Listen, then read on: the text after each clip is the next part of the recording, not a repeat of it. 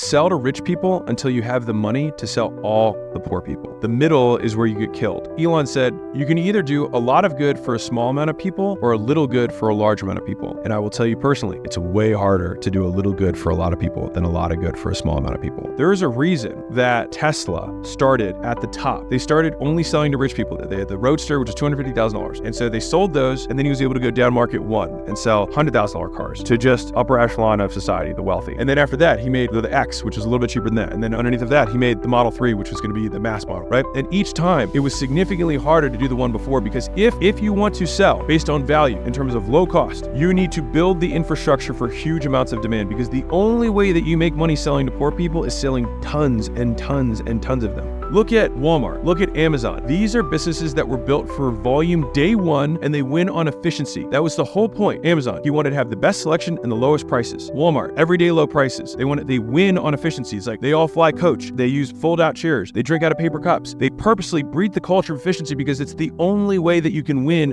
if you sell to poor people. And I say poor people to be hyperbolic in terms of my language so that it drives the point home. Obviously, I buy from Amazon, but the point is that the strategy is based on volume. And you've probably heard some of my other tweets around this, which is solve rich people problems, they pay better. Or if you solve rich people problems, you get to charge rich people prices. This is what I think the key insight is that to someone who only has $1,000, when they pay you $100, they pay you 10% of their net worth. Their expectations of what they're going to get for that $100 is the same as a rich person giving you 10 million of their $100 million. It would be gigantic, right? In terms of their expectations. But getting a rich person to give you $100, they might not even notice. And so the thing is that it's actually easier in some ways to solve rich people problems because they're willing to pay more in an absolute sense for lower relative value. And so with that extra profit or gross margin, you can absolutely over deliver for them and still make money and not have to learn all these things with infrastructure.